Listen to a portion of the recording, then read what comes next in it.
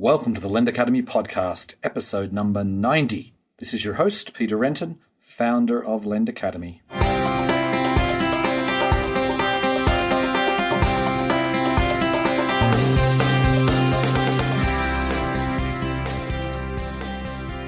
Today on the show, I'm bringing on my good friend and partner, Jason Jones. He is one of the co-founders of LendIt, and we do this every year where we give a little bit of a preview to LendIt USA. But this episode is far more than just an advertisement for LendIt. We spend the first half of the episode, more than half of the episode, just going through some of the trends that are happening in the industry. What are some of the things that Jason's seeing? He speaks to more people than me, more people than just about anybody in the industry, and he has got his finger on the pulse very much so. You will hear about the trends, and of course, we'll also talk about LendIt and some of the things that you will learn there and how you will be able to navigate the event. Hope you enjoy the show. Welcome back to the podcast, Jason. Thanks for having me again, Peter. Of course. So let's get started. Most people have heard of LendIt at this stage, but why don't you give the listeners a little bit of background about some of the previous events we've done? Okay, no problem. So I'll start with kind of where I see us today and then talk about how we got there. When I think of LendIt, LendIt is one of the largest gatherings in the world of people focused on innovation in financial services. And that has evolved over time. We started it idea came up in late 2012, and we had our first event in 2013, really focused more narrowly on online lending. And we've now this is going to be our fifth event in the USA. I can't believe that we're on it's amazing. Time flies. Yeah, definitely. And it's evolved every year. We went from purely an online lending conference the first year. 2014, we added real estate. 2015, we added digital wealth. 2016, we blew digital wealth out into a full track, and we added a panel on blockchain. This year, we're adding a lot more topics we're adding blockchain as a track. We're adding insurtech, financial inclusion, going deeper on bank technology. It's become much more of a overall fintech conference focused on innovation in financial services. Pretty complex agenda and lots of different trends that are taking place throughout the financial services industry. Okay, let's just dig into that a little bit, because I'd like to get your perspective on the trends that you're seeing. There's lots of different things that are happening. Why don't we just maybe start with the trends in tech when it comes to financial services? What are you seeing there? Yeah, so I think one of the big themes that are going to come out of this year, more so than other years, is that tech is taking a much larger role in our event and in our industry. We see there's been a lot of experimentation with technology, and it's now getting to the point where it feels like tech is almost getting ahead of the advances in tech are kind of almost moving faster than the companies themselves. So we all need to learn about what's actually happening out there and how we can take advantage of the massive leaps we're seeing in technology. When I say that, things I'm thinking about are, number one, artificial intelligence, mostly big data and machine learning, but other areas of artificial intelligence as well. We'll have the keynote speech from IBM Watson, who's going to show us how artificial intelligence is going to be used not only in big data machine learning, but also in cognitive computing, emotional intelligence. There's a lot happening that's going to kind of transform how we do business. Beyond that, we're looking at blockchain, and blockchain's moving from kind of proof of concepts into actual business lines. And within that, there's transformational types of technology that's developing that's going to change industry. And then another thing is digital identity. Biometrics is huge this year. Mm-hmm. And we're seeing it, probably the most obvious one is the huge success of Amazon Alexa and the ability with your voice to interact with computers. And we're seeing that in both digital identity as well as, again, just interaction with computers. We're seeing a shift from kind of the desktops to an Internet of Things. And with that, we're seeing a shift towards voice as a result. So there's a lot happening in technology that's changing our world and changing financial services as well. Yeah, it's funny because we got for Christmas one of those Amazon... the Alexa. The Amazon Alexa. And so now my kids, every single day now, they're asking Alexa questions, and sometimes it's just what will the weather be like tomorrow. But my son is a football fanatic these days, and he likes to test Alexa and say, who was the MVP of Super Bowl 31? And Alexa usually knows the answer. It's fascinating, but obviously to me it's so amazing because voice technology it seems like it's 6 to 12 months we have come so far. Where now it's not just with Alexa but with other Siri and other things that are happening, and it's amazing the progress it feels like it's being made. Where I have an Australian accent, my son speaks with an American accent, and he's got a childlike voice because he's only 10, and it picks up all of our voices, no problem at all, and it's fine. It's really quite impressive to me. Yeah, and like I said, I feel like there's a lot of fast advances in technology over the past year, and nobody is up to speed on all of the technology that's out there and how to use that appropriately. So I'm really looking forward to LendIt to kind of get a view of the different areas of technology and try to figure out how to piece it together and how to apply it to our businesses. Sure. So then let's talk about startups for a little bit because we have the pitch at LendIt, and I was looking, and we've got over 250 entries this year, which to me is just staggering that there's that many entries in our pitch at contest. So what are you seeing in the startup world today? So it's, we've seen no slowdown in new businesses getting started, and we're seeing record interest levels in our startup competition in Pitch It. We've partnered with 500 startups this year, and I feel like our presentation or our ability to provide a startup competition is growing stronger and stronger. And with that, you and I, we're always looking at what's the next thing, what's the most interesting areas that are evolving. And some of the areas that I personally think are most exciting, to name a few, on the digital wealth side, I think there's quite a bit of technology that's being developed. We're shifting from just the pure digital robo-advisor to actually integrating technology with traditional wealth advisors and integrating technology into the wealth advisory stack, so to say.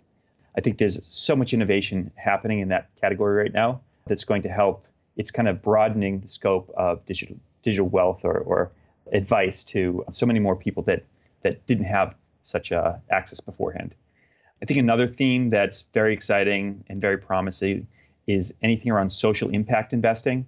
This is a category that continues to gain more and more prominence.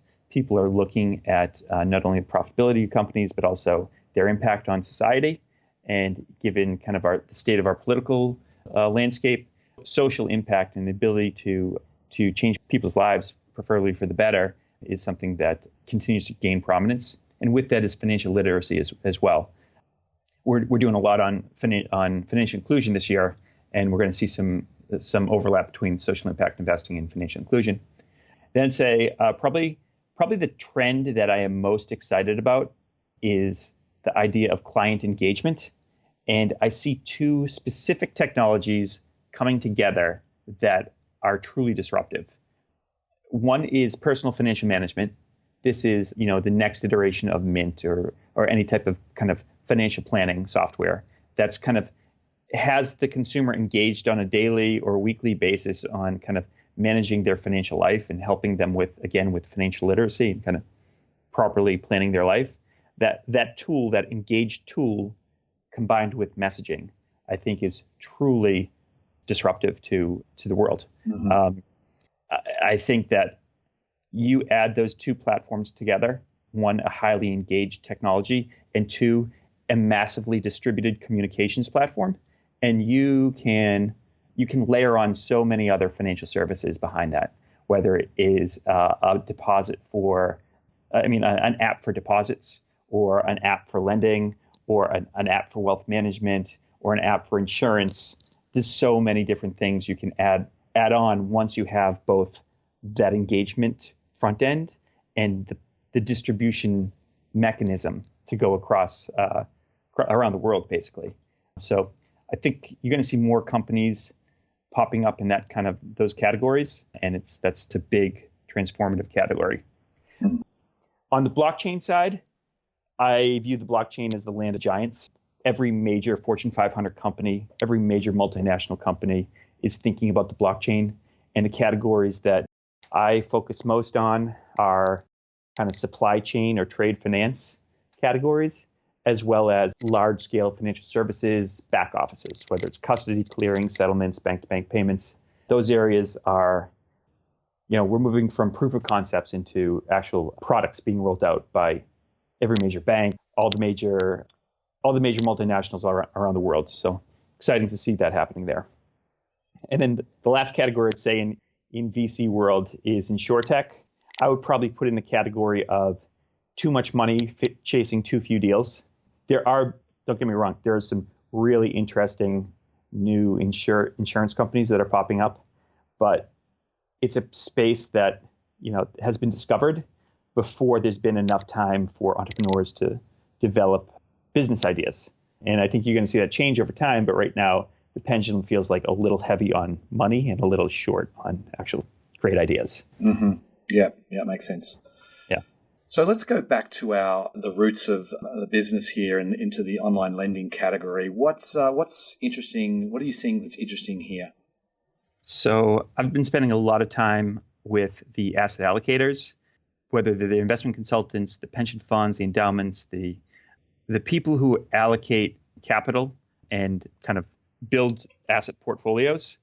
And one of the most promising things we're seeing is that in the alternative assets category, private debt is probably the number one category for asset allocators this year. There's more money in favor of shifting to that category than any of the other categories, whether it's private equity or infrastructure, or real estate. Private debt is a category that's in the process of being discovered and Can you define that for us? What you exactly mean by private debt? Yeah, private debt could be. There's a number of categories within private debt, but I would say that the P2P lending space became the marketplace lending space, became the online lending space, became the alternative finance space. There's so many different terms for what you would call it. When you talk to a lot of the asset allocating companies, it's a new category for them and they don't know where to put it. And it's often referred to as private debt by a lot of the asset allocators. So that's what I'm talking about when I talk about private debt. And I think the reason why it's popular is because, number one, there is great yield in the space. Number two, the duration is pretty short, as the government bond market it's been in a bull market for many years, but rates are now starting to rise again. And as those rates rise, people want to shift the duration to a shorter duration type of category. So private debt kind of fits that well. And third, there's less correlation to the markets, whether they're the public equity markets or the debt markets. Correlation is lower than in some other categories. So you have a trifecta of really great characteristics: high yield, short duration, low correlation, that make the category pretty interesting. As a result, we're seeing big pockets of money coming into the space now. So what I would say is, I've mentioned this in the past, but we've been seeing insurance companies, large banks come to LendIt the last couple of years, send a lot of people to LendIt. And now we're actually seeing the commitments by these banks in large scale. Two good examples. One would be back in November, Lending Club announced that Credigy allocated $1.3 billion to the platform. That was the largest single commitment of any investor to a single originator platform that I've seen. I think it's probably the largest one in history. That was a huge deal. The second one just topped that, just happened in Europe.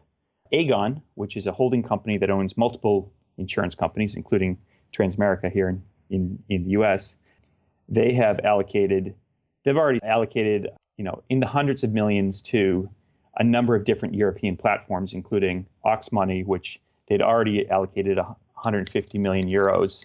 They announced 2 weeks ago that they're increasing their allocation to 1.3 billion euros. So that tops the Credigy deal. So in the last two months, we've seen two massive deals to originator platforms. And, I tie that back to the fact that, banks, insurance companies, pension funds are discovering private debt as a category. Mm-hmm. Mm-hmm. So then Let's talk a little bit about banks for a second. You wrote an article a couple of months ago called, this was the year of the bank, or the bank partnership. And so where do you see banks fitting into this picture? I see originator platforms in our category as kind of, like I said, high yield, short duration, low correlation. Those are really good, attractive place to park capital, no matter who you are, whether you're a fund manager, whether you're a pension fund, or whether you are a bank. It works for everybody. So I see more and more banks partnering with originators. In one case, there is an excess amount of capital at banks at a very low cost, deposit-based cost. And as a result, they have the lowest cost of capital and can allocate to the category and make a nice spread. So we're seeing a lot of banks kind of do that. As the industry gets more mature, banks allocating to these originator platforms are going to get to be more and more prevalent. That's the easiest thing because it really doesn't take any technology integration or anything. They take capital, they allocate it to the platform. But we're also seeing the flip side. And the flip side is when the bank has a great network of borrowers, but for whatever reason, they don't have a product that matches what the borrowers are seeking. And they partner with one of these platforms to offer a specific product to their borrowers such that they don't lose that customer. That's happening more and more. It's typically on a white label basis. That requires integration. So you're seeing more of those types of deals where the bank's the originator. You're seeing more of those types of deals with larger size banks where they have, technology staff that's capable of undertaking the integration issues of matching with a fintech company. They also obviously have to get over the hump of compliance and working with a smaller emerging company. But these smaller emerging companies are now billion-dollar companies, and in some cases have $1 billion of cash in the bank. So they're not small anymore. Mm-hmm. Okay, so let's just talk. Like we're recording this in early February. We're more than a month into 2017. So what are you seeing in this year that's different to maybe 2016? All right. So one thing that I'm really kind of interested to see is last year our real estate track was had the least number of attendees. And I've always loved real estate. I think it's a great category, but for whatever reason, it just didn't get much attention last year. And I'm seeing investors start seeking the real estate category more aggressively. They like the yield. They like the fact that it's backed by an asset, it's secured investment. And we're seeing fund managers publicly announce that they're shifting more capital into that space. So I'm kind of curious to see if we see a rush of investors into the real estate category this year. Mm-hmm. So I'm going to be looking at crowd levels in real estate. I think it's kind of interesting. The other one that kind of is short duration, high yield, that's getting a lot of attention is invoice finance. It's always been a popular category, but it feels like the level of interest has picked up even more so this year. And then we're adding new categories that we've never covered before that look really interesting. Equipment finance, autos. These are categories that are new for LendIt, new for me, and I'll probably be spending some time in those rooms, kind of getting to know some of the companies. Okay, so then can you just give everybody let's step back and give the listeners a little bit of a 30,000-foot view or an overview of how the agenda is going to work, just so they can see how they'll be able to spend their time. Okay, so LendIt is always a little crazy because we have a lot going on at the same time. We have a lot. Last year at its peak, we had 18 simultaneous pieces of our content or sessions happening at the same time. And we heard, audience feedback. We understand it was too crazy. There was too much happening and it was overload for everybody. We're still a little crazy, but we're less crazy this year. We have 8 categories this year, down from 18. So hopefully it'll be a little more manageable for everybody. Mm-hmm. The 8 categories that we're focused on are, number 1, our bread and butter is innovation and lending. Number 2 is we're covering the fintech universe, which includes blockchain, insurtech, wealth management. Number 3 is the global perspective. So we view LendIt USA as the global kind of flagship conference. And as a result, we have a lot of innovation happening in Australia, in India, China, of course, Mexico and Canada, Latin America, a lot of different places. So that's what's happening in the global track. New this year is financial inclusion. Really excited about this track. We have quite a few new speakers, and it's just a new category for us generally. We're bringing training back. We believe that this category is more about workshops as opposed to just sitting up and listening to a panel. We want an actual interactivity there. We're doing that in sales and marketing, as well as in credit technology and operations. We've got a category in bank technology that's new for us. We've always had kind of bank partnerships, but this year we're going deeper into digital banking as well, which is a category that's extremely hot in Europe and getting warmer here in America. Mm-hmm. We're bringing back real estate again, like I mentioned.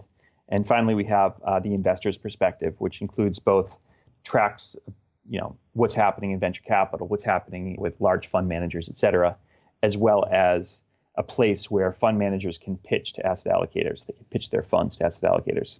So those are the big categories we have at LendIt this year.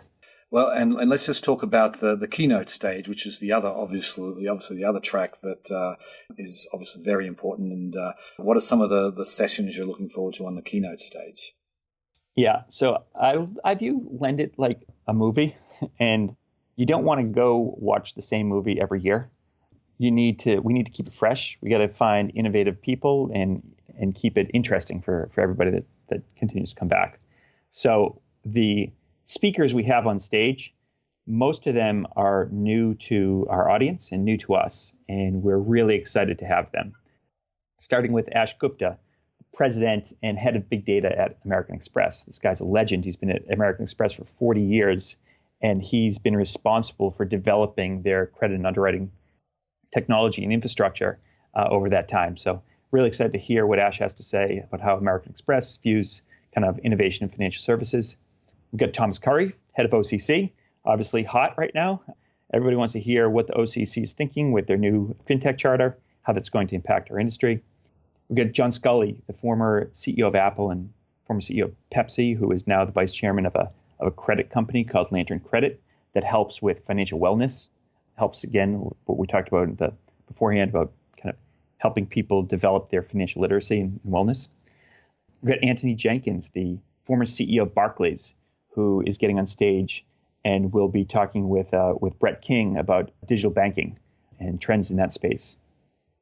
We've got, this is a nice one. We've got Harit Talwar, the head of digital finance and the head of markets by Goldman Sachs. This is Goldman's first public presentation of Marcus. And of course, we're really excited to hear what Harit has to say. And another power player who we've met over the past year, Andrea Jung, who is formerly the CEO of Avon, where she helped thousands of women start their own businesses and took that same kind of focus on women-owned businesses and became CEO of Grameen America, a nonprofit that's one of the leaders in funding women-owned businesses in the underserved or category of our economy. So we're going to hear what she has to say about financial inclusion. Andrea also happens to sit on the board of Apple and the board of General Electric. Like I said, a power player. We also have a couple of really interesting investment and digital wealth companies. We've got Motif Investing, which is going to make a big announcement at our event, and Betterment, John Stein from Betterment. We had John in China with us, and he did an amazing job. And we're really excited to have him present here in the U.S. And of course, we have our title sponsor and the company that's always been very supportive of us. We have Scott Sanborn giving his inaugural address to LendIt as the CEO of Lending Club. And we're excited to hear what Scott has to say. Mm-hmm. Indeed, we are. Yes. And so let's talk a little bit about networking. People obviously come to LendIt to learn, but also to meet new people. So what's LendIt doing to help facilitate networking this year? So we have given a lot of thought to networking, and we are experimenting with some new ideas for the first time. We expect to as LendIt evolves, it becomes less of a conference where you go to sit in panels and more of a convention where you have thousands of people. We have a giant expo floor, thousands of people meeting, conducting business, networking. So we're spending a lot of time figuring out the right technology and the right construct to maximize networking at LendIt. Just as in the past, we'll be rolling out the LendIt app, which is where you can find the various people who are coming to our event. You can connect with them. In addition, we're rolling out an addition to the app, which is specifically for one-on-one meetings. And with this new piece of software, you can find people, schedule a one-on-one meeting at a specific location at the event. And through this app, you should be able to schedule many, many one-on-ones during your time at LendIt. We have special time scheduled during our conference dedicated specifically to one-on-ones. We'll have fund managers and banks host office hours where you'll be able to approach those banks or fund managers and sit down and have a 10-minute conversation with specific people. And then, of course, my favorite is we have parties. We're going to have tons of parties Monday night, Tuesday night. Tuesday night's fun. We're having the first annual LendIt Awards show, which should be really interesting. We've got 18 categories of different leaders in the field, whether it's best small business platform, best consumer platform, best service provider, et cetera. So it'd be interesting to see. Oh, and we have a panel of 20 judges who will be picking those winners. So it'd be interesting to see who the judges pick. And I think it's a great honor for those companies that win. Mm-hmm. Indeed. So we're almost out of time, but I just want to touch base on what's coming next after LendIt USA. Like, can you tell us a little bit about what's coming up later on in 2017? Okay, so the spring is LendIt USA. We have our annual event every year in the spring. The summer is our China event, and the fall is our European event. So we have 3 events a year. The China event is held in Shanghai. It'll be July 15th and 16th. And then our European event will be held in December of 2017. So we look forward to both of those events. And as soon as USA is over with, our attention immediately shifts to building the agenda for China and rolling that out as well. Yeah, we take like 2 days off and then it's straight back into it. Yeah. Anyway, on that note, we've run out of time, but it was great to chat with you today, Jason. Thanks for coming on. Absolutely. Thank you, Peter. Okay, see ya. Okay, bye-bye. If you've listened this far, then you're probably already coming to LendIt. But if not, if you haven't bought your ticket yet, go to lendit.com. It only takes a couple of minutes, and be sure to use the coupon code LendAcademyVIP. That will give you 15% off the retail price of the ticket. Everyone is going to be at this event. It's going to be the biggest event ever in the history of our industry. And I'll be there, Jason will be there, and I look forward to seeing you there too. On that note, I'll sign off. I very much appreciate you listening, and I'll catch you next time. Bye.